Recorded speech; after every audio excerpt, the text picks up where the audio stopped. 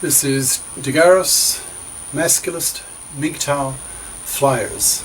That is 2 3-page essays on the themes of masculism and MGTOW. Written by and read aloud by Prof. Dr. Hugo de Garis. This is flyer number 131, entitled Rejecting the Female Child Mind. Description. This flyer shows how the MGTOW/masculist rejection of child-minded fluffies who don't take responsibility for their own lives will cause a genetic filtering of women, resulting in women who are more FIP, that's FIP, financially independent person, more responsible and better suited to MGTOW/masculists. The flyer itself. Rejecting the female child mind. 40% of women over 40 in the US live alone. Since the numbers of both sexes are about the same, then roughly 40% of men over 40 live alone. Why do second halvers, that is, people older than 40, choose in nearly half of cases to live alone? There are probably several main reasons, so I'll concentrate on those I think are probably the most prevalent and from the male angle. One of the main ones is that men simply prefer to live alone than to live with the childlike minds of women. Many of these 40% of men who live alone have probably been divorced and have chosen not to relive the mistake they made in living with a female whose behaviour was totally alien to them, that is, femalian. Moody, nagging, sex withholding, illogical, childlike. Many of these men have been financially massacred in the fluffy feminist-dominated divorce courts and do not want to repeat this bitter experience, so stay away from women. They may date to get a bit of sex from time to time, but avoid like the plague ever paying again for a fluffy, who then stole his house, took his kids, expects child payments instead of paying for the kids she took for herself. And if she's a real fluffy, she lives off his alimony for the rest of her life, with no legal or moral obligations for her to get off her fluffy parasitic ass and get a job.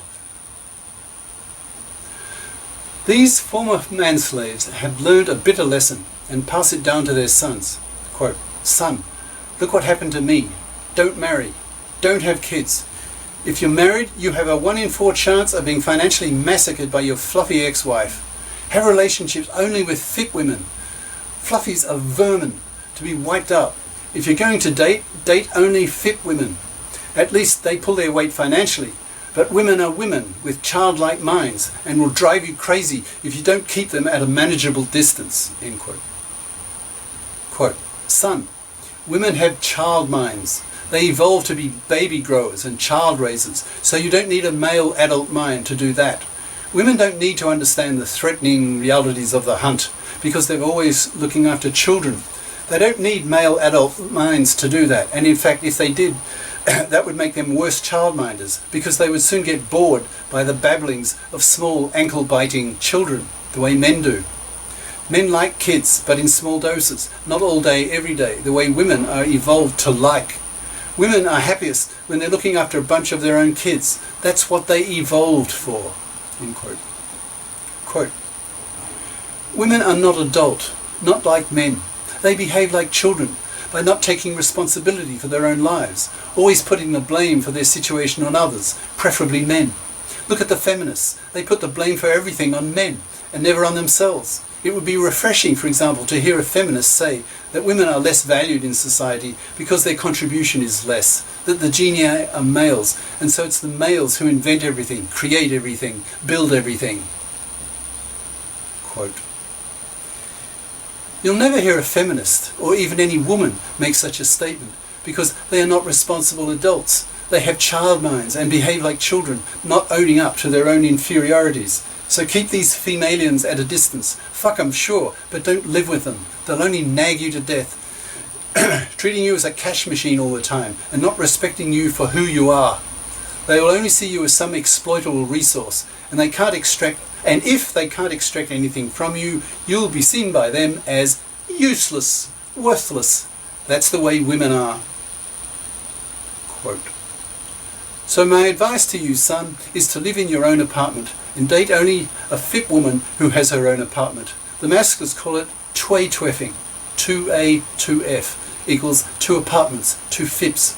So that if your girlfriend starts nagging you, "Oh, let's have a baby. Why don't you ever give me anything? I have a headache. Why don't you make more money?" or anything like that, then just dump her and find another fit female to tway-twiff with.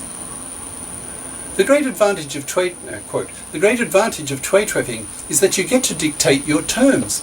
If the woman starts pissing you off for whatever reason, you can walk. She knows that, and that's why she will be motivated to stay nice to you through fear of you dumping her. Now that's a two-way street. You have to be nice to her too, or she might dump you. But that's a good thing. It keeps the tway-twiffing civil, cordial, civilized, and represses bad-tempered behavior.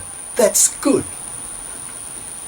Quote, nearly half of older men, second halvers over 40 years old, choose to live alone, to not live with a woman, especially a fluffy parasite. I suggest you take the advice of a more experienced older male like your father and live my lifestyle while you're young as well. Watch out for women in their 30s when their biological clock is ticking. Their childlike minds will not allow them to behave responsibly, ethically, when it comes to them getting pregnant when they know their fertility window is closing. They may try to trick you, lie to you about taking the pill, and, "Oops, I guess I must have forgotten to take my pills for a few days." Actually a whole month. "And now I'm pregnant, so now you have to pay for the baby." Quote, so always use a condom and flush it straight after so she can't sperm jack you. Don't trust women in their 30s at all. They behave like psychopaths sometimes, not giving a shit about the man whose life she ruins by getting pregnant. In our gynocentric culture, we men don't have the paternity rejection right, the way women have the mara. Society stinks that way. Quote, so get your sex, but don't pay the traditional horrible price the way I did. Look at me and learn. Learn the smart way by listening to good advice. Don't learn the hard way the way I did by being financially massacred by that bitch of your mother.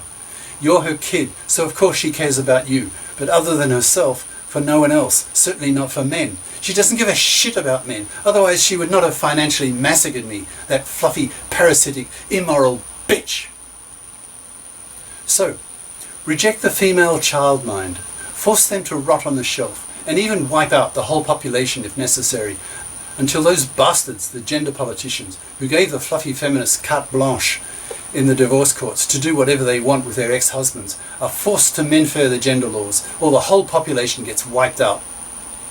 Quote, with billions of MGTOW/masculists wiping out fluffies through genetic selection, that is, only having babies with fit women, the genes of the fluffy parasites will be selectively killed off, so that future women will be more fit-like in their personalities. They will be less parasitic on men, and judge men less by how good men are as cash machines for women. Genetically filtered fit women will have more adult minds. They will take more responsibility for their own lives. They won't be fluffy children. Cheers. Prof. Dr. Hugo de GARIS. Email profhugodegaris@yahoo.com. Website profhugodegaris.wordpress.com. YouTube channel name GARIS, Masculist, MGTOW, Flyers. Ciao.